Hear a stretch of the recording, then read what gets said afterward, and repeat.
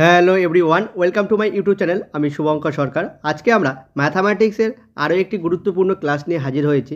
আজকের ক্লাসে আমরা গুরুত্বপূর্ণ 30টি প্রশ্ন নিয়ে আলোচনা করব। যেরকম আমাদের প্রাইমারিতে প্রশ্নপত্র হয় সেরকমই 30টি প্রশ্ন নিয়ে আজকে আমরা আলোচনা করব, যা তোমাদের প্রাইমারি টেটের জন্য কিন্তু খুবই গুরুত্বপূর্ণ। তাই প্রথম থেকে শেষ পর্যন্ত ক্লাসে থাকার চেষ্টা করবে এবং ক্লাসটিতে প্রত্যেকটা প্রশ্ন নিজেরা পার্টিসিপেট করবে। তাহলে নিজেদের প্র্যাকটিস কেমন হচ্ছে বা কেমন প্র্যাকটিস আছে সেটা কিন্তু তোমরা বুঝতে পারবে। শুরু করা যাক। আজকের প্রথম প্রশ্ন দিয়ে কী আছে দেখে নেওয়া যাক। দেখো প্রথম প্রশ্ন কি বলেছে, যদি এ একটি বাস্তব সংখ্যা হয় এবং এ ইন্টু ওয়ান সমান সমান এ সমান সমান ওয়ান ইন্টু এ হয়, তবে ওয়ানকে কি বলা যেতে পারে? মানে কি বলেছে দেখো, আমরা আগে এটা করার চেষ্টা করি, তারপরে আমরা অপশানগুলোতে আসি। তো দেখো, এ ইন্টু ওয়ান সমান সমান যদি এ পাই, আবার ওয়ান ইন্টু এ সমান সমান যদি এ পাই, তাহলে এই ওয়ানটাকে আমরা কি বলবো সেটাই জানতে চাওয়া হয়েছে। তো অপশানগুলোতে দেখো, যোগের একসম উপাদান, অপশান বিতে আছে যোগের বিপরীত উপাদান, অপশান সিতে আছে গুণের একসম উপাদান, অপশান ডিতে আছে গুণের বিপরীত উপাদান। তো দেখো এখানে তো যোগের কোনো ব্যাপার নেই, এখানে গুণ আছে, তার মানে অপশান এ আর অপশান বি কিন্তু উত্তর আমার হবে না। তো এটা কি, যেহেতু কোনো সংখ্যার সঙ্গে আমরা ওয়ান গুণ করলে যদি আবার সেই সংখ্যাটাই পাই, তাহলে ওয়ানকে আমরা একসম উপাদান বলি। তাহলে আমরা এখানে উত্তরটা কিন্তু করব গুণের একসম উপাদান। অপশান সি কিন্তু সঠিক হতে যাবে।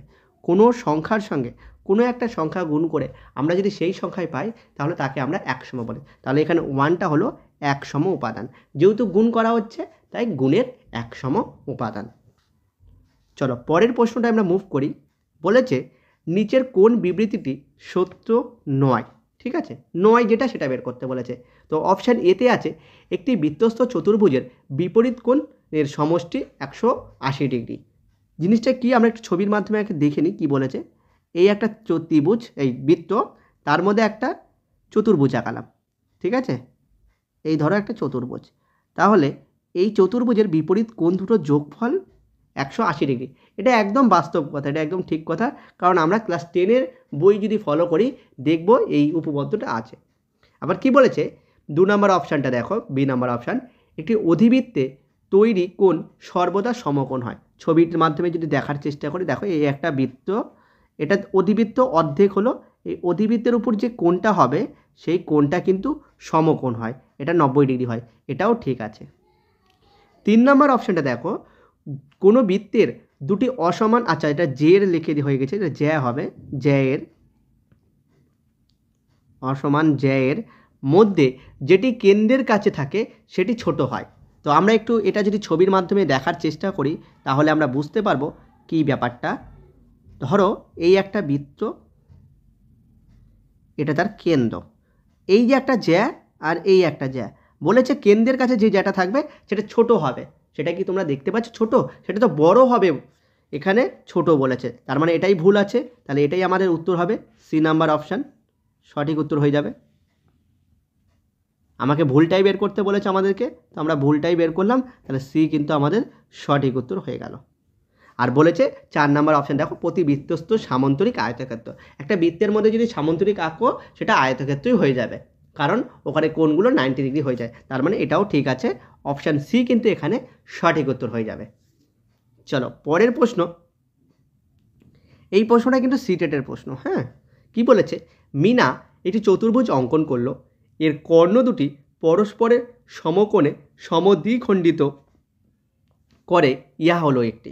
যদি একটা চতুর্ভুজ অঙ্কন করা হলো এবং কর্ণ দুটি, ধরো একটা চতুর্ভুজ আমি আঁকালাম, সাপোজ এরকম একটা চতুর্ভুজ আঁকালাম, এই কর্ণ দুটো কর্ণ পরস্পরকে সমকোণে সমদ্বিখণ্ডিত করে, তাহলে ওটা কি হবে? Option A trapezium, option B সামান্তরিক, option C rhombus, option D আয়তক্ষেত্র। তো এখানে দেখো, যদি সমকোণে সমদ্বিখণ্ডিত করে তাহলে কিন্তু দুটো অপশান তোমাদের কনফিউশন হয়ে যাবে। তো এখানে কিন্তু যদি পরস্পরকে সমকোণে সমদ্বিখণ্ডিত করে, অবশ্যই কিন্তু আমরা সেটাকে রম্বস বলবো, আয়তক্ষেত্র নয় কিন্তু। হ্যাঁ, তো এটা কিন্তু অবশ্যই রম্বস হবে। এইটুকি ডাটা যেটুক দিয়েছে তার মাধ্যমে কিন্তু আমরা বলতে পারি। এখানে কিন্তু এই কোণগুলো যে 90 ডিগ্রি এটা কিন্তু বলে দেয়নি, যদি এটা বলে দিত তাহলে আমরা অবশ্যই আয়তক্ষেত্র করতাম। যেহেতু বলেনি কোনটার কথা, তাহলে আমরা এটা কিন্তু রম্বস করব। তাহলে অপশান সি কিন্তু এখানে সঠিক উত্তর হয়ে যাবে। নেক্সট প্রশ্ন, সেম টাইপের প্রশ্ন কিন্তু WB টেট 2022-এ দিয়েছিল, দেখবে অনুরূপ কোণের ব্যাপারে ছেদক বা ভেদক দিয়ে। তো দেখো এখানে কি বলেছে, ছেদক বা ভেদকের ধারণার জন্য নিচের কোন বিবৃতিটি বিবেচনা করা প্রয়োজন, মানে কোনটা ঠিক আছে। অপশান এ, যদি একটি সরলরেখা দুই বা ততোধিক সরলরেখাকে একই বিন্দুতে ছেদ করে। একটা সরলরেখা দুই বা ততোধিক রেখাকে একই বিন্দুতে ছেদ করে, তাকে কি ছেদক বলা যায়? এটা অবশ্যই না। এই একটা সরলরেখা যা দুই বা ততোধিক সরলরেখাকে একই বিন্দুতে ছেদ করছে, এটা কি ছেদক?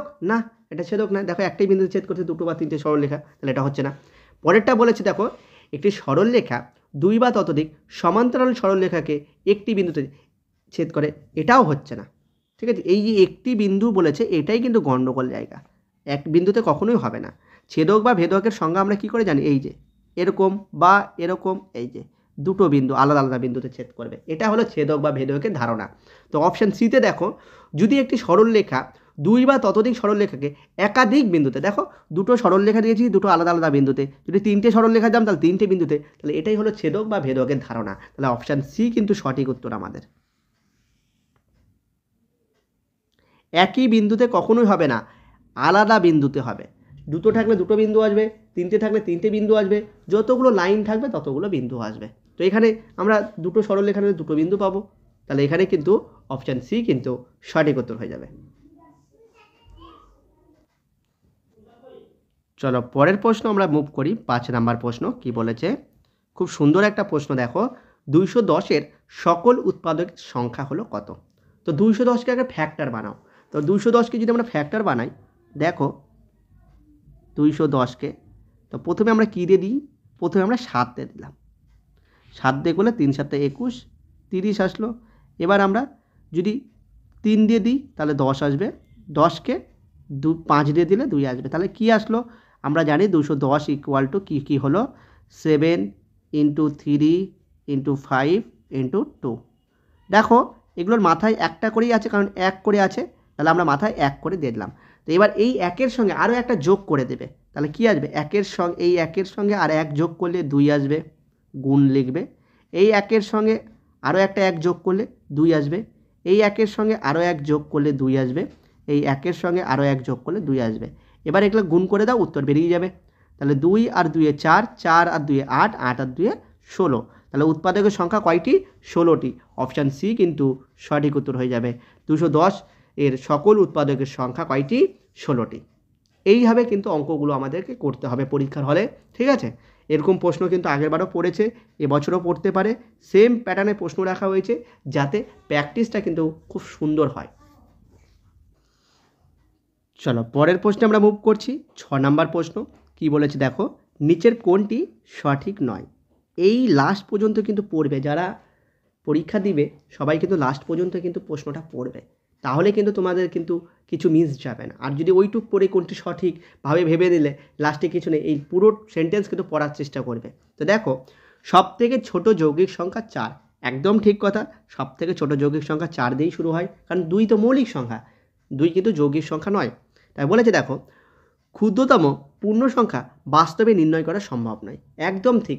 ক্ষুদ্রতম পূর্ণ সংখ্যা কোনগুলো? পূর্ণ সংখ্যা হচ্ছে p/q আকারে লেখা যায়। আমরা 0 1 এবার মাইনাসের দিকে যদি যাই, আমরা পূর্ণ সংখ্যা কিন্তু পাবো না বের করতে, এটা একদম ঠিক আছে। 3 নাম্বার অপশানটা দেখি, দুটি সংখ্যা পরস্পর মৌলিক হলে তারা প্রত্যেকেই মৌলিক হবে, এটা তো একদম ভুল কথা, এটা ঠিক না। দুটো সংখ্যা মৌলিক হলেই যে পরস্পর মৌলিক হবে এমন তো না। আমরা দেখো এই যে 2 আর 3 নিলাম, ধরো 3, সরি এটা বাদ দাও, আমরা ধরো 5 আর 9 নিলাম, এই দুটো সংখ্যা।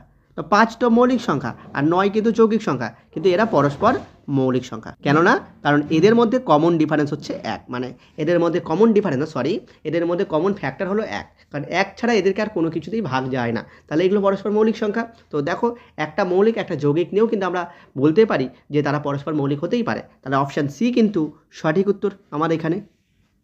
তাহলে 6 নাম্বার প্রশ্নের সঠিক উত্তর কিন্তু অপশান সি। এরকম অনেক উদাহরণ আছে, তোমরা নিতে পারো, ঠিক আছে? তোমাদের ইচ্ছে মতো, যেমন 11 and 12 এই দুটো নিয়েও তো তোমরা দেখাতে পারো যে পরস্পর মৌলিক কিনা। তোমরা এরকম অনেক উত্তর অপশান পেয়ে যাবে, যেটা নিয়ে তোমরা কিন্তু এটা দেখতে পারো। তাহলে চলো পরের প্রশ্নে আমরা মুভ করি। 7 নাম্বার প্রশ্ন। এই প্রশ্নটাও সিটেটের প্রশ্ন, এটা পেডাগজিক্যাল প্রশ্ন। দেখো, 2 দশমিক সংখ্যা যোগ করার ধারণা শেখানোর জন্য নিচের কোন শিক্ষণ সংস্থা সবচেয়ে উপযুক্ত হবে? 2 দশমিক সংখ্যার মানে দশমিক সংখ্যার যোগ, 2 দশমিক হোক 3 দশমিক হোক আমার দেখার দরকার নেই, আমাকে দেখতে হবে দশমিক সংখ্যার কি যোগ করার সময়। অপশান এতে আছে অ্যাবাকাস, অপশান বিতে আছে জিও বোর্ড, অপশান সিতে আছে পুঁতি এবং সুতো, অপশান ডিতে আছে গ্রাফ পেপার।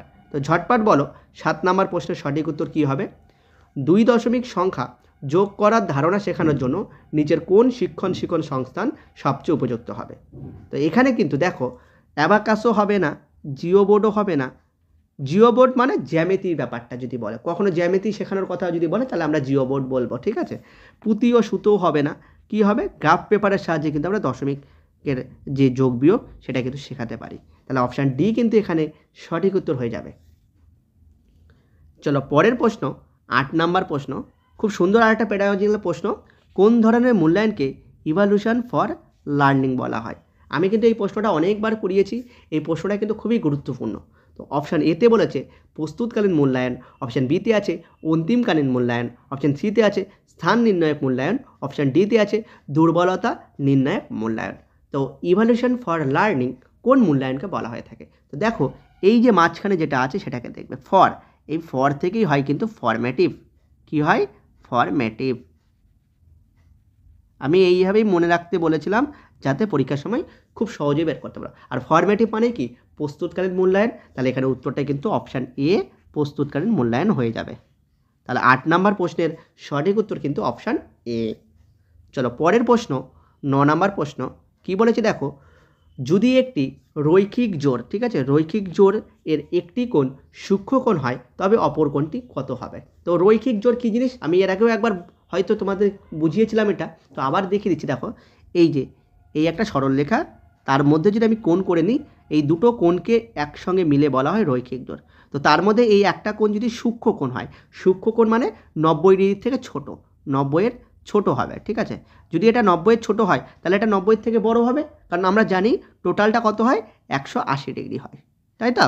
একটা সরলরেখার উপর যে কোণটা হয় সেটা 180 ডিগ্রি হয়। যদি 90-এর থেকে কম হয় তাহলে 180 থেকে 90-এর কম যদি কোনো কিছু বিয়োগ করি তাহলে এটা 90-এর থেকে বড় হবে, 90-এর বড় হবে।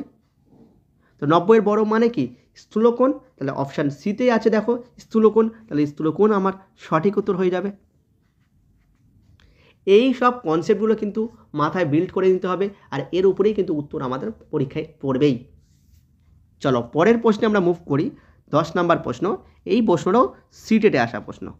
একটি বৃত্তের ব্যাসার্ধ 6 সেমি এবং এর জ্যার দৈর্ঘ্য 6 সেমি, কেন্দ্র থেকে জ্যার দৈর্ঘ্য কত? এটা ক্লাস 10-এর বই থেকে কিন্তু অঙ্কটা নেওয়া, কিন্তু সিটেটে এসেছিল। তো আমরা যদি ছবির মাধ্যমে একটু বোঝার চেষ্টা করি, দেখো এই একটা বৃত্ত, এটা তার কেন্দ্র, আমরা যদি এটা তার কেন্দ্র ধরি, এটা হলো বৃত্তের জ্যা, যার দৈর্ঘ্য 6 সেমি। আর বৃত্তের মধ্যে এই যে ব্যাসার্ধ, বৃত্তের কেন্দ্র থেকে বৃত্তের পরিধি পর্যন্ত যেটা 6 সেমি, তাহলে আমাকে এইটা বের করতে বলেছে। তাহলে এটা 6, ঠিক আছে, আর পুরো জ্যাটা 6, তাহলে পুরো জ্যা যদি 6 তাহলে এইটুকটা 3, এইটুকটা 3, আর আমাকে এটা বের করতে বলেছে। এটা এক্স ধরলাম। তাহলে আমরা এখানে যেহেতু এটা দেখো সমকোণী ত্রিভুজ, কারণ 90 ডিগ্রি, তাহলে পিথাগোরাসের উপপাদ্য হিসাবে বলতেই পারি আমার লম্ব বের করতে হচ্ছে। লম্ব সমান সমান আমরা লিখতে পারি লম্ব সমান সমান রুটের মধ্যে অতিভুজ কোনটা? এইটা অতিভুজ মানে 6, 6-এর স্কোয়ার মাইনাস কার স্কোয়ার? ভূমির স্কোয়ার। তাহলে এইটা বের করলে আমার উত্তর বেরিয়ে যাবে। তো এটা মানে কি 6-এর স্কোয়ার মানে 36, আর 3-এর স্কোয়ার মানে 9। তাহলে 36 থেকে 9 বিয়োগ করলে কত আসবে? দেখো 36 থেকে 9 বিয়োগ করলে আসবে 27, আর 27 মানেই কত? 27 মানে 3-এর গুণফল। এবার দুটো 3 গুণ করলে একটা 3 বাইরে বেরিয়েছে, তাহলে 3√3 উত্তর আসছে যে আমাদের। তো অপশান বিতে আছে 3√3, তাহলে বি আমাদের সঠিক উত্তর। এই টাইপের প্রশ্ন কিন্তু পরীক্ষায় আসার মতো, তাই কিন্তু নেওয়া হয়েছে। খুব সুন্দর একটা প্রশ্ন, অঙ্ক আছে, কনসেপ্ট আছে, পিথাগোরাসের উপপাদ্য লাগছে, আর কনসেপ্টটা কিন্তু খুব মারাত্মক কনসেপ্ট, যেটা কিন্তু সিটেটে এসেছিলো, খুবই ইম্পর্টেন্ট প্রশ্ন। চলো পরের প্রশ্নে আমরা তাহলে মুভ করি। 11 নাম্বার প্রশ্ন। কি বলেছে দেখো, বৃত্তের ব্যাস সম্পর্কিত নিচের কোন বিবৃতি সত্য নয়? দেখেছো সিটেটকে বেস্টন করে কিন্তু প্রশ্ন করা, সিটেটে 9 টাইপের প্রশ্ন কিন্তু অনেক দেয়, সেরকমই প্রশ্ন তোমাদের সামনে তুলে ধরা হচ্ছে। তো দেখো কি বলেছে, ব্যাস সম্পর্কিত কোন তথ্যটি সত্য নয়। বৃত্তের ব্যাস কোনো বৃত্তের বৃহত্তম যা, একদম ঠিক, ব্যাসই হলো বৃত্তের বৃহত্তম যা, এটা একদম আমরা প্রমাণ করেছিলাম, এর আগেও একটা ক্লাসে দেখিয়ে দিয়েছিলাম। যারা দেখোনি ক্লাসগুলো অবশ্যই দেখে নিবে, অনেকগুলো ক্লাস কিন্তু ম্যাথের উপর করানো হয়েছে, ম্যাথ পেডাগজির উপরে আলাদা ক্লাস, ম্যাথামেটিক্সের আলাদা ক্লাস করানো আছে, সেগুলো কিন্তু দেখে নেবে। বৃত্তকে দুটি সমান ভাগে বিভক্ত করে, তাহলে ব্যাস বৃত্তকে, এখানে ব্যাস সম্পর্কিত বলেছে, তাহলে ব্যাস কী করে বৃত্তকে সমান দুটো ভাগে ভাগ করছে। দেখো এই যেটা ব্যাস, আমরা এই একটা বৃত্ত পাবো সমান দুটো ভাগে, তো দুটো ভাগে ভাগ করছি, এটা একটা ভাগ এটা একটা ভাগ, তাহলে এটাও ঠিক আছে। ইহা বৃত্তের কেন্দ্রগামী জ্যা, ঠিক আছে, তাহলে ব্যাস বৃত্তের কেন্দ্রগামী জ্যা, এটাও ঠিক আছে। তাহলে তিনটে যদি সিরিজ ঠিক হয়ে যায় তাহলে লাস্টেটা অবশ্যই ভুল, তো আমরা ভুলটাকে ডাক করি। এবার ভুল কী জন্য ভুল সেটা আমরা দেখছি।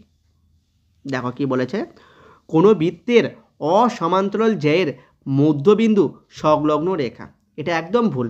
ব্যাস কখনোই বৃত্তের অসমান্তরাল জ্যায়ের মধ্যবিন্দুর সংলগ্ন রেখা হতেই পারে না, ঠিক আছে। তাহলে ডি নাম্বার কিন্তু আমাদের এখানে সঠিক উত্তর হয়ে যাবে 11 নাম্বার প্রশ্নের।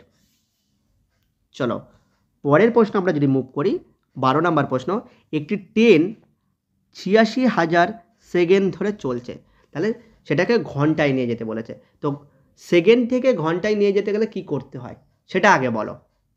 আমাকে দেওয়া আছে 86,000 সেকেন্ড, সেকেন্ড থেকে আমাকে কিসে যেতে বলেছে, ঘন্টা, কারণ উত্তরগুলো ঘন্টা আছে। আচ্ছা দেখো ধরে কেন দেওয়া হয়েছে 6 ঘন্টা ধরে 12 ঘন্টা ধরে, কারণ মানে উত্তরটা কিন্তু পুরোপুরিভাবে মিল নেবে না, ঠিক আছে, তাই অ্যাপ্রক্সিমেট হিসাবে কিন্তু উত্তরটা করতে হবে। সিটেট কিন্তু এই প্রশ্নগুলোকে তোলে, তাই তোলা হয়েছে।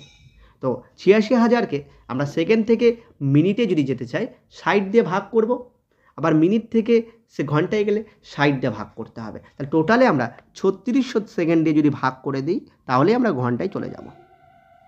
তাহলে দুটো শূন্যর জন্য দুটো শূন্য কাটলাম, এবার আমাকে 36 দিয়ে 860কে ভাগ করতে হবে। 36 দুগুণ 72, তাই তো। এবার দেখো সামনে 2, মানে এইটা যে উত্তর হবে আমরা শিওর হয়ে গেলাম, তবু আমরা ভাগটা করে দেখব, ঠিক আছে, পরীক্ষার সময় দেখব না, কিন্তু এখানে দেখব, কারণ আমরা ঠিক করছি কি না দেখতে হবে। কিন্তু পরীক্ষার সময় আমরা যখন এরকম পেয়ে গেছি একটাই 2 দিয়ে উত্তর আছে সামনে, ওটাই উত্তর হবে। এবার দেখা গেল 24-এর জায়গায় 2300 আছে, 2400 আছে, তখন তো করে দেখতেই হবে, কিন্তু এখানে অপশানে কিন্তু সেরকম নেই, আমরা উত্তর করে দিয়েছি। তো এবার যদি আমরা বিয়োগ করি, দেখো এখান থেকে 4 পাবো, এখান থেকে 1 পাবো, এখানটা 0 পাবো।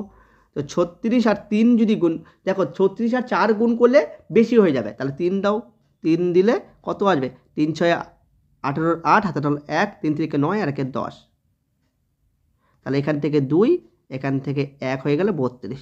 তাহলে দেখো 36 থেকে কম, তাহলে 23 ঘন্টা কিছু মিনিট থাকবে, ঠিক আছে। তো সেই জন্য আমরা এখানে 24 ঘন্টা ধরে মানে অ্যাপ্রক্সিমেট ধরা হচ্ছে, মানে একটু বাড়িয়ে ধরা হচ্ছে, তাহলে এখানে উত্তর কিন্তু 24 ঘন্টা হয়ে যাবে। চলো পরের প্রশ্ন আমরা মুভ করি। কত নাম্বার প্রশ্ন, 13 নাম্বার প্রশ্ন।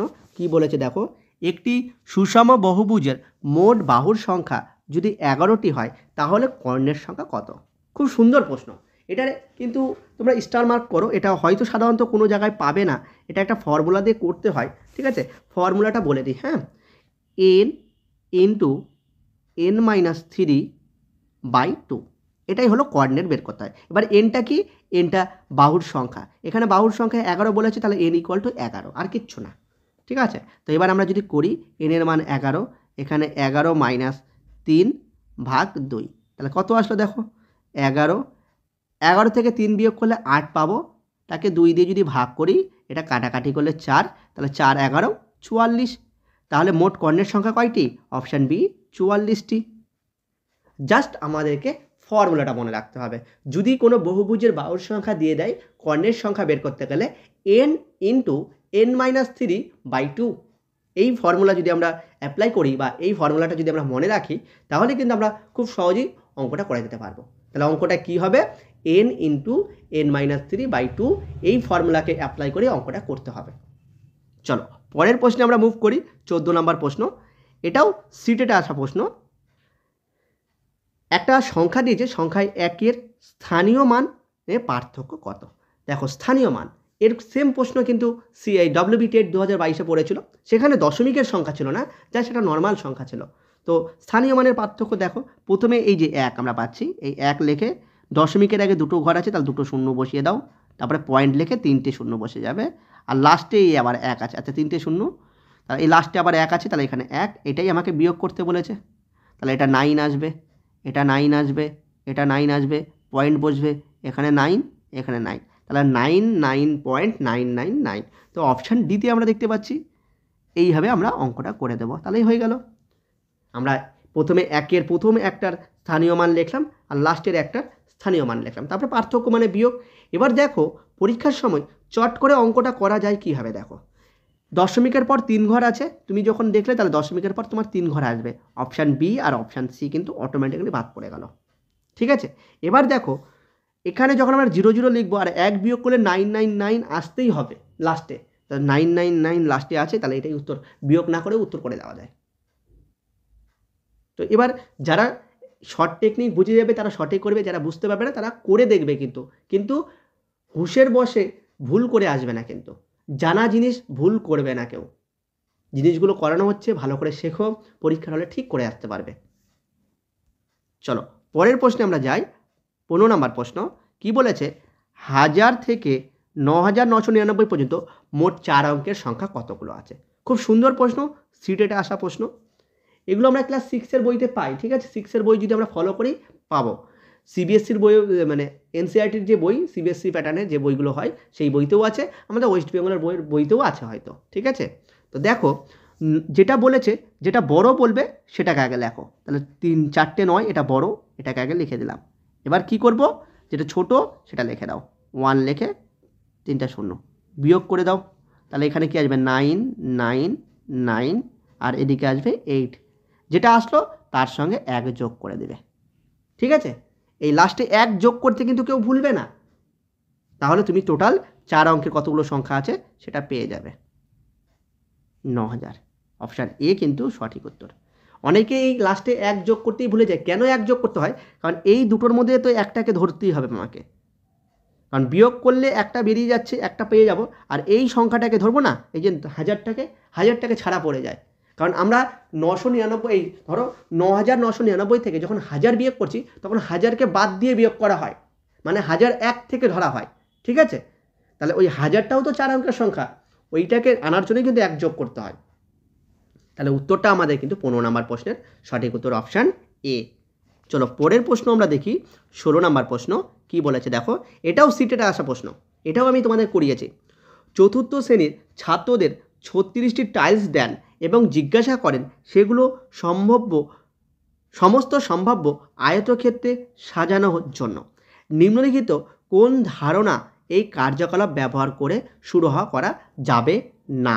এই দেখো লাস্ট পর্যন্ত যদি না পড়ো তাহলেই গণ্ডগোল হয়, এই দেখলে শুরু করা যাবে, অপশানে গুণ মেরে দিয়ে চলে আসবে, বা ক্ষেত্রফল মেরে দিয়ে অনেকে মেরে যাবে, ঠিক আছে। তো দেখো কোনটা যাবে না, তো দেখো যখন টাইলস বসানো হয় টাইলসগুলো কেমন হয়, আয়তক্ষেত্রাকার হয়, আর আয়তক্ষেত্র করলে কি হয়, দৈর্ঘ্য ইন্টু প্রস্থ করলে আমরা ক্ষেত্রফল পাই, তাহলে গুণ করা যায়, দৈর্ঘ্য আর প্রস্থ করলে ক্ষেত্রফল পাই, এটাও করা যায় না কোনটা সেটা বের করতে বলছে। এবার দেখো উৎপাদক করার সময় আমরা ক্লাস 4-এ এরকম অনেকগুলো ব্লক বসিয়ে উৎপাদক করি, ঠিক আছে, গাছের মতো ব্লক করে উৎপাদক করি, তাহলে উৎপাদকও করা যায়, কিন্তু কখনো আয়তঘন করা যায় না।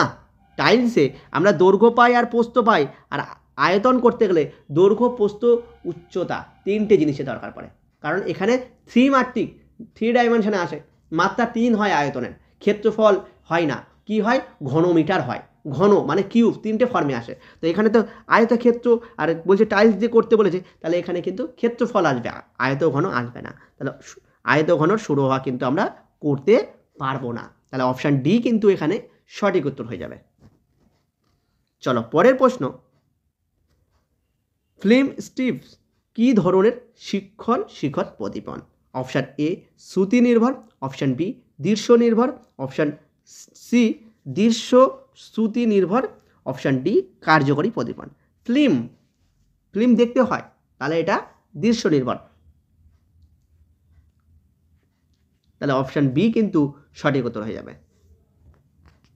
চলো পরের প্রশ্ন, 18 নম্বর প্রশ্নটি কি বলেছে, জিরো সংখ্যাটি মানে জিরো সংখ্যাটা কি হতে পারে। অপশান এতে আছে অখণ্ড সংখ্যা কিন্তু পূর্ণ সংখ্যা নয়, তাহলে আমরা জানি যে সংখ্যায় অখণ্ড হয় সেই সংখ্যা পূর্ণ সংখ্যা হতেই হবে, তাহলে এটা ভুল। বি নম্বরে বলেছে পূর্ণ সংখ্যা কিন্তু মূলদ সংখ্যা নয়। আমরা জানি যে সংখ্যা পূর্ণ সংখ্যা হয় সে অবশ্যই মূলদ হয়, তাহলে এটাও হচ্ছে না। অপশান সিতে আছে মূলদ সংখ্যা কিন্তু বাস্তব সংখ্যা নয়। আমরা জানি যেগুলো মূলদ সংখ্যা হয় সব সংখ্যাই বাস্তব হয়, তাহলে এই তিনটে হচ্ছে না। তাহলে লাস্টেটাই হবে। কি বলেছে? অখণ্ড সংখ্যা, পূর্ণ সংখ্যা, মূলদ সংখ্যা। তাহলে শূন্য অখণ্ড সংখ্যা হবে, পূর্ণ সংখ্যা হবে, মূলদ সংখ্যা হবে, বাস্তব সংখ্যাও হবে, কিন্তু অমূলদ সংখ্যা হবে না, সেটাই দেওয়া আছে, একদম ঠিক কথা। তাহলে অপশান ডি কিন্তু আমাদের সঠিক উত্তর এখানে। তাহলে 18 নম্বর প্রশ্নের সঠিক উত্তর কিন্তু অপশান ডি হয়ে গেল। এখানে কিন্তু সঠিক উত্তর আমরা অপশান ডি করে দেব। চলো পরের প্রশ্নে আমরা মুভ করি। 19 নম্বর প্রশ্ন, এটাও একটা সিটেটে আসা প্রশ্ন। কি বলেছে? যদি দুটি বৃত্ত পরস্পর স্পর্শ করে, একসঙ্গে আছে কথাটা, পরস্পর স্পর্শ, মানে এই একটা বৃত্ত আর এই একটা বৃত্ত পরস্পর স্পর্শ করেছে, তাহলে মোট সাধারণ স্পর্শ কত হবে? স্পর্শ মানে টাচ করে যায়। দেখো সাধারণ স্পর্শ এখান দিয়ে একটা যাবে, অনেকে এটাই করে দিয়ে উত্তরটা 1 করে দিয়ে আসবে আর তার ভুল হয়ে যাবে। এছাড়াও সাধারণ স্পর্শ হয়, কি করে হয় দেখো, এই যে একটা সাধারণ স্পর্শক, এই একটা সাধারণ স্পর্শক, যদি এটা ভেতরে ঢুকে গেছে আমার, তো ছবিতে 3টেই হয়। তাহলে অপশান কিন্তু এ 3টে উত্তর হয়ে যাবে। সাধারণ স্পর্শক কয়টা আছে? কটা স্পর্শক অঙ্কন করা যাবে? 3টে স্পর্শক অঙ্কন করা যায়, বুঝলে? এটাও কিন্তু ক্লাস 10-এর বই থেকেই নেওয়া। ক্লাস 10-এ কিন্তু আমরা সম্পাদ্য যেটাকে বলি, সেখানে কিন্তু এই সম্পাদ্যটা এবছর যারা মাধ্যমিক দিবে তাদের জন্য কিন্তু খুবই গুরুত্বপূর্ণ, ঠিক আছে? তো এইভাবেও কিন্তু আমরা করতে পারি। চলো পরের প্রশ্ন, 20 নম্বর প্রশ্ন, এটাও সিটেট 2012-তে পড়েছিল। বলেছে একটি পেন্সিলের দাম 2.5 টাকা। কত টাকা? 2.5 টাকা। রাজু 1.5 ডজন। 1.5 ডজন মানে কত? 1 ডজন মানে 12টা, আর 1.5 ডজন মানে হচ্ছে 18টা, তাই তো? 12 এর সঙ্গে 6 যোগ করবো, তাহলে 1.5 ডজন মানে 18টা। 18টা পেন্সিল কিনে এবং 100 টাকা দোকানদারকে দেয়, কত টাকা সে ফেরত পাবে? তাহলে 18টা পেন্সিলের দাম কত সেটা আগে বের করি। তাহলে একটা পেন্সিলের দাম যদি 2.5 টাকা করে হয়, 2.5 টাকা মানে কি? আমরা 2 পূর্ণ 1-এর 2কে যদি আমি ঠিকঠাক করে লিখি, তাহলে 2 2 4 5, 5/2 টাকা। আমরা এটা একে নিয়ে হিসাব করব, তাহলে 5/2 টাকা। এটা কত? এটা হলো একটা পেন্সিল দাম। এবার 18টা মানে 1.5 ডজন মানে 18টা পেন্সিল, তাহলে 18 দিয়ে গুণ করব, তো কাটাকাটি করো, 9 আসবে, 5 লং 45। তাহলে টাকা হচ্ছে 45 টাকা, কিন্তু সে দোকানদারকে কত দিয়েছে? 100 টাকা। তাহলে 100 থেকে 45 বিয়োগ করলেই আমরা উত্তর পেয়ে যাব। তাহলে সে সেটা ফেরত পাবে। ফেরত করলে কত আসবে? 55। তাহলে অপশান বি কিন্তু সঠিক উত্তর। এই টাইপের কিন্তু ছোট ছোট কনসেপচুয়াল প্রশ্ন কিন্তু পরীক্ষায় দিবে, এগুলো কিন্তু ভালো করে করবে। চলো পরের প্রশ্নে আমরা মুভ করি। 21 নম্বর প্রশ্ন, কি বলেছে? একটা গুণ দিয়ে দিয়েছে 0.4 × 0.2 = 0.08। 2 দশমিক সংখ্যার গুণের ধারণা। একটু আগেই করলাম, দেখো প্রশ্নটা আমার রিপিট হয়ে গেছে, যাই হোক এটা দেওয়াটা উচিতই না, আমার একই প্রশ্ন ডবল চলে এসেছে। তো 2 দশমিক সংখ্যার গুণের ধারণা ব্যাখ্যা করার জন্য নিচের কোন কৌশলটা ব্যবহার করব? সিটেট 2009-এ পড়েছে। তো দেখো একটা গুণ দিয়ে তোমাকে দিয়ে দিতে পারে, বা 2 দশমিক সংখ্যার গুণের ক্ষেত্রে, তো এটা আমরা একটু আগেই দেখলাম, গ্রাফ পেপার নিয়ে ব্যবহার করব। তাহলে 21 নম্বর প্রশ্নের সঠিক উত্তর অপশান সি। নেক্সট প্রশ্ন, নিচের কোনটি অনুশিক্ষণের বৈশিষ্ট্য নয়? আবার একটা পেডাগজিক্যাল প্রশ্ন। তোমাদেরকে কিন্তু ভালো করে বলি একটা কথা, তোমরা অনেকে হয়তো জানো, অনেকে হয়তো জানো না। দেখো এবছর যে আমাদের যে সিলেবাসটা যখন দিয়েছিল, বা প্রশ্নের যে নোটিফিকেশানটা দিয়েছিল, কত নাম্বারের প্রশ্ন হবে, কি কি প্যাটার্ন আছে, মডেল প্রশ্ন যখন দিয়েছিল, তখন কিন্তু কোনো জায়গায় কিন্তু উল্লেখ ছিল না যে 15 নাম্বার সাবজেক্ট আর 15 নাম্বার পেডাগজি। কী ছিল? অঙ্কে 30 নাম্বার থাকবে। তো পেডাগজি যে 15টা থাকবে এটা কিন্তু শিওর না। তাই দেখবে অনেক কটা পোর্শানে হয়তো পেডাগজি 15টা করে থাকবে না। কিছু কিছু পোর্শনে যেমন 15টা থাকবে, যেমন বাংলাতে 15টা থাকবেই, ইংরাজিতে 15টা থাকবেই, কিন্তু অঙ্কেতে আগের বারও কিন্তু 15টা ছিল না মনে হয়। দেখো প্রশ্ন যদি কেউ ঘুটে দেখো, 15টা কিন্তু ছিল না। তো ওই জন্য কিন্তু পেডাগজি আমি অনেক কম রেখেছি, আমি কিন্তু অঙ্ক বেশি রেখেছি আজকে, যাতে যদি প্রশ্ন তোমাদের এরকম আসে তোমরা কেউ যাতে ভয় না পেয়ে যাও। কারণ এইখানে কিন্তু ধোঁয়াশার একটা সৃষ্টি আছে, কারণ এখানে কিন্তু ওরা কোনো কিছু ক্লিয়ারভাবে বলেনি, জাস্ট বলেছে অঙ্ক থেকে 30 থাকবে, ইভিএস থেকে 30 থাকবে, বাংলা থেকে 30 থাকবে, সিডিপি থেকে 30 থাকবে। কোথায় কত নাম্বার থাকবে এটা কিন্তু এবছর করে দেয়নি। 2022 সালের কিন্তু নোটিফিকেশানে কিন্তু ছিল, সেটা 15 করে ভাগ করা ছিল, এখানে কিন্তু নেই, সেটা দেখবে একটু ভালো করে। তো এখানে বলো কোনটি অনুশিক্ষণের বৈশিষ্ট্য নয়। অপশান এতে বলেছে স্বল্পস্থায়ী শিক্ষণ, একদম ঠিক। বিশ্লেষণাত্মক শিক্ষণ, একদম, বিশ্লেষণ করেই করা হয়।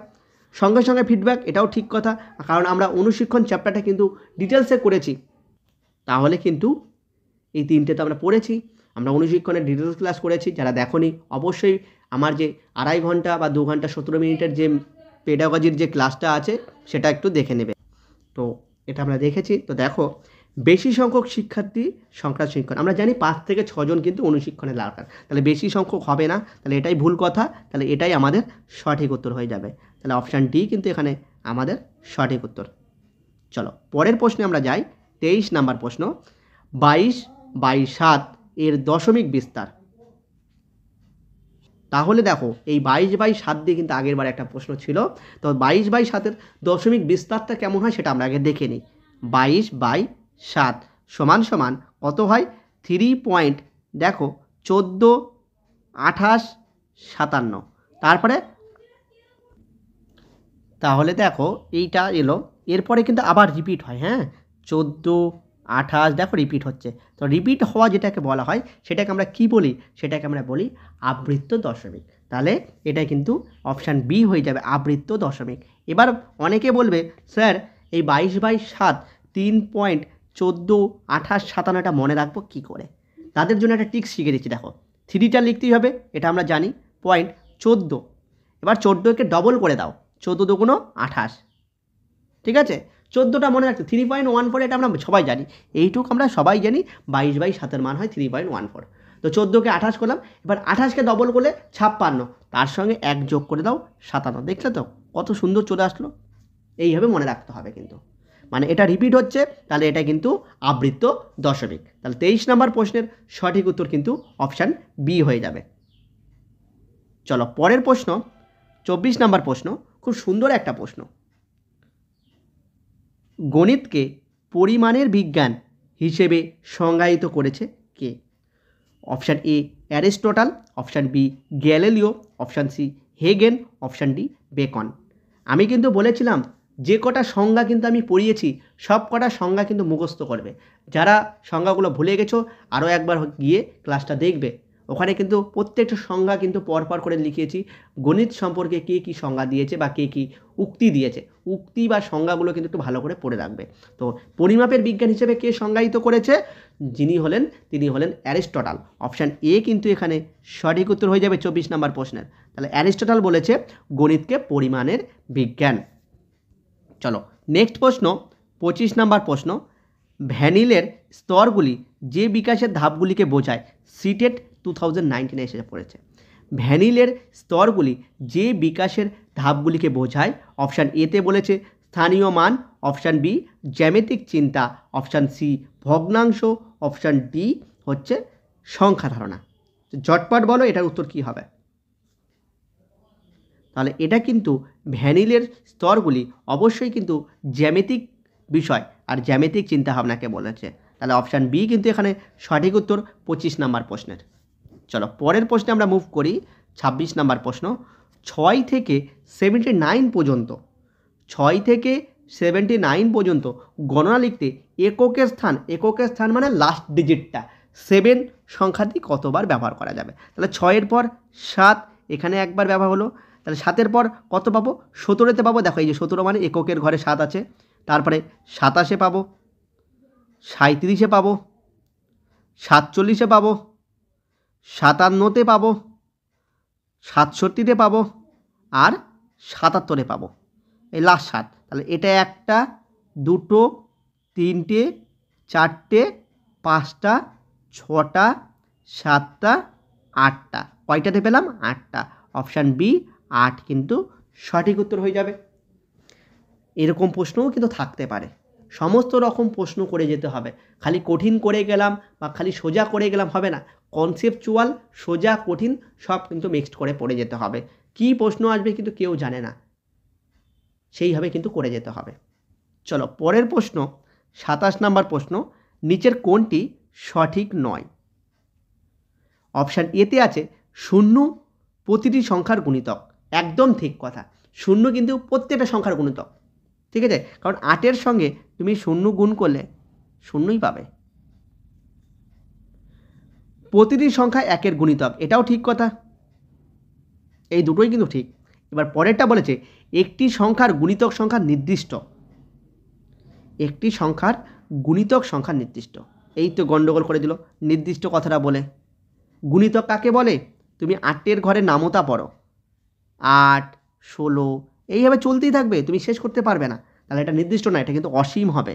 যদি এখানে অসীম বলতো তাহলে ঠিক হতো, যেহেতু নির্দিষ্ট বলেছে ভুল হয়ে গেছে, আমাকে ভুলটাই বের করতে বলেছে, তাহলে অপশান সি কিন্তু আমাদের সঠিক উত্তর হয়ে যাবে 27 নম্বরে। নেক্সট প্রশ্ন, 28 নম্বর প্রশ্ন, সিটেট 2019-এ পড়েছে। কি প্রশ্ন? খুব সুন্দর কথা প্রশ্ন এসেছে, কিন্তু দারুণ ইম্পর্টেন্ট প্রশ্ন। এরকম প্রশ্ন আসলে আমি বলছি যারা করে যাবে না তার মধ্যে 100% ছেলে পেলে এই অঙ্কটা ভুল করবে, আর যারা করে যাবে তারা ফটাফট উত্তর করবে। তো দেখো, দশকের স্থানের অঙ্ক এবং এককের স্থানের অঙ্ক পরস্পর মৌলিক সংখ্যা, মানে দশকের স্থানের অঙ্ক মৌলিক সংখ্যা হবে, এককের স্থানের অঙ্ক মৌলিক সংখ্যা। তো দেখো, এটাও মৌলিক, এটাও মৌলিক, মৌলিক মৌলিক মৌলিক মৌলিক মৌলিক, চারটাই উত্তর আছে, ঠিকঠাক আছে চারটেই, কোনোটাই কাটা গেল না, তার মানে আমাদের অপশান দেখে উত্তর হবে না। এবার বলেছে অঙ্ক দুটির যোগফল 3 এবং 4-এর গুণিতক সংখ্যা হলে, 3 আর 4-এর গুণিতক কত হয়? 3 আর 4-এর গুণিতক 12 হবে, ঠিক আছে? অঙ্ক দুটির যোগফল 12 হতে হবে। তো এই যে 12 আসলো, এই অঙ্ক দুটোর যোগফলও 12 হতে হবে। তো 2 আর 3 যদি আমি যোগ করি কত পাচ্ছি? 5। 5 আর 3 যোগ করলে কত পাচ্ছি? 8। 3 আর 1 যোগ করলে 4। 7 আর 5 যোগ করলে পাবো আমরা হচ্ছে 12। তাহলে এইখানেই 12 পাচ্ছি, দেখো এই 12 আর এই 12 মিললো, তাহলে উত্তরটা আমার অপশান এতে আছে। কিচ্ছু নেই, খালি লজিক। আমাকে বলেছে অঙ্ক দুটির যোগফল 3 এবং 4-এর গুণিতক, 3 আর 4-এর গুণিতক কত? 12। তাহলে অঙ্ক দুটির যোগফল কত হবে? 12 হবে। তো 5 আর 7 যোগ করলে 12। দেখো এত সোজা অঙ্ক, যারা কেউ করোইনি হয়তো আগে, তারা পরীক্ষা হলে পারবে না, কিচ্ছু নেই অঙ্কটায়, কিন্তু অঙ্কটায় যে কনসেপ্টটা আছে সেই কনসেপ্টটা কিন্তু মারাত্মক কনসেপ্ট। চলো পরের প্রশ্ন, 29 নম্বর প্রশ্ন, কি বলেছে? নিচের কোনটি সহজে বিভিন্ন জ্যামিতিক আকার বা আকৃতি বুঝতে সাহায্য করে? Option A geoboard, option B abacus, option C television, option D পাঠ্যপুস্তক। তো ঝটপট বলো 29 নম্বর প্রশ্নের উত্তর কী হবে? দেখো আমরা একদম আজকের ক্লাসের শেষ জায়গায় এসে পৌঁছে গেছি। যদি ক্লাসটা ভালো লেগে থাকে, অঙ্কগুলো যদি ভালো লেগে থাকে, অবশ্যই কিন্তু ক্লাসটা লাইক করবে, ঠিক আছে? এবং ক্লাসটা কেমন হবে সেটাও কিন্তু কমেন্টে জানাবে, কেমন লাগছে। যদি তোমাদের পরীক্ষার আগে আরও যদি ম্যাথ ক্লাস লাগে আমাকে বলো, আমি কিন্তু এরপরে আরও কয়েকটা ম্যাথ ক্লাস করিয়ে দিতে পারবো, ঠিক আছে? ক্লাসটা কেমন হয়ে এলো বা হলো সেটা কিন্তু অবশ্যই জানাবে। তো বলো, জ্যামিতিক আকার বা জ্যামিতিক আকৃতি, একটু আগেই বললাম জ্যামিতিক কখনো কোনো কিছু যদি বলা হয় তখনই চলে যাব জিও বোর্ডের কাছে, কারণ জিও মানেই ভূমি, আর জ্যা মানে জ্যামিতি থেকে আসছে ভূমির পরিমাপ, ওই জন্য চলে যাব জিও বোর্ডে। অপশান এ কিন্তু সঠিক উত্তর। তাহলে 29 নম্বর প্রশ্নের সঠিক উত্তর কিন্তু অপশান এ। আজকের লাস্ট প্রশ্ন, 30 নম্বর প্রশ্ন, নিচের কোনটি সঠিক নয়? দেখছো 9 দিয়ে কত প্রশ্ন রাখা হয়েছে, আর এমনই প্রশ্ন কিন্তু সিটেট খুব দেয়, আর সিটেটকে ফলো করেই কিন্তু আমাদের ওয়েস্ট বেঙ্গল টেট পরীক্ষা হচ্ছে, তাহলে সেই জায়গাটা কিন্তু ভালো করে বুঝতে হবে। অপশান এতে আছে কেন্দ্রগামী জ্যা বৃত্তাকার ক্ষেত্রকে দুটি সমান অংশে ভাগ করে। একদম একটু আগে আমরা একটা এরকম উক্তি দেখলাম, যেটা সত্য বললাম, তাহলে এটাও সত্য। বৃত্তের সকল ব্যাস বিন্দুগামী, বৃত্তের যে কোনো ব্যাসই বিন্দুতেই যাবে, এটাও ঠিক। বিন্দুতে না গেলেই সেটা জ্যা হয়ে যাবে, তো ব্যাস অবশ্যই বিন্দুগামী, এটা ঠিক। অপশান সিতে বলেছে আচ্ছা এটা বৃত্তির হয়ে গেছে, এটা বৃত্তের হয়ে যাবে, সরি কথা বানানটা ভুল আছে। বৃত্তের বাইরের কোনো বিন্দু, তাহলে এই একটা বৃত্ত, বৃত্তের বাইরে কোনো একটা বিন্দু ধরলাম, এখানে কোনো বিন্দু কেন্দ্রের সংযোগ রেখাংশ, কেন্দ্র থেকে সংযোগ রেখাংশ দৈর্ঘ্য ব্যাসার্ধের দৈর্ঘ্য অপেক্ষা সর্বদা ছোট হবে। ব্যাসার্ধ এইটুক, তো দেখো ব্যাসার্ধ দৈর্ঘ্যের থেকে তো বড় হচ্ছে, এখানে ছোট বলে দিয়েছে, তাহলে গন্ডগোল করে দিয়েছে, তাহলে এটাই আমার উত্তর। অপশান সি কিন্তু আমার সঠিক উত্তর হয়ে যাবে, আর ডিটা আমার দেখার দরকারই নেই, তবুও আমরা দেখে নিই, একটি বৃত্তে অসীম সংখ্যক একই দৈর্ঘ্যের জ্যা আছে।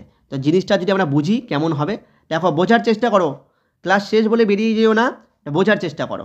দেখো অসীম দৈর্ঘ্যের জ্যা, দেখো এখান থেকে যে দৈর্ঘ্যটা করব এই দৈর্ঘ্যটা সেম আসবে, আবার এখান থেকে যদি টানি এই দৈর্ঘ্যটাও সেম আসতে পারে, এটাও সেম আসতে পারে, তাহলে অসংখ্য পাবো এরকম, তাহলে এটাও ঠিক আছে। তাহলে অপশান সি কিন্তু সঠিক উত্তর। তো 30টা প্রশ্ন করা হলো, কে কত স্কোর করলে জানাবে কিন্তু। এটা তোমাদের আজকে মক টেস্টের মতো নেওয়া হলো, 30টা প্রশ্নই রাখা হয়েছিল, তোমরা কতটা সেফ জোনে আছো সেটাই কিন্তু বুঝতে পারবে। তো তোমরা চাইলে অবশ্যই বলো কে কত করলে। এই ছিল আজকের ক্লাস। যদি ক্লাসটি ভালো লেগে থাকে অবশ্যই লাইক করো, চ্যানেলে যারা নতুন আছো, আজকে ভিডিওটা নতুন দেখছো তারা সাবস্ক্রাইব করে রেখো, পাশে থাকা বেল আইকনটি ক্লিক করে রাখবে, তাহলে প্রতিদিন আমাদের ক্লাসে নোটিফিকেশান পেয়ে যাবে। এবং ভিডিওটি বন্ধুদের মধ্যে শেয়ার করো, যাতে তোমাদের বন্ধুরা এই ভিডিওর সঙ্গে যুক্ত হতে পারে এবং নিজের প্রস্তুতিতে আরও এক ধাপ এগিয়ে যেতে পারে। সবাই ভালো থাকবে, সুস্থ থাকবে। সবাই অ্যাডমিট ডাউনলোড করে নিয়েছো আশা করি। তো এখন কিন্তু এই কয়েকদিন ভালো করে একটু পড়াশোনা করো। Thank you.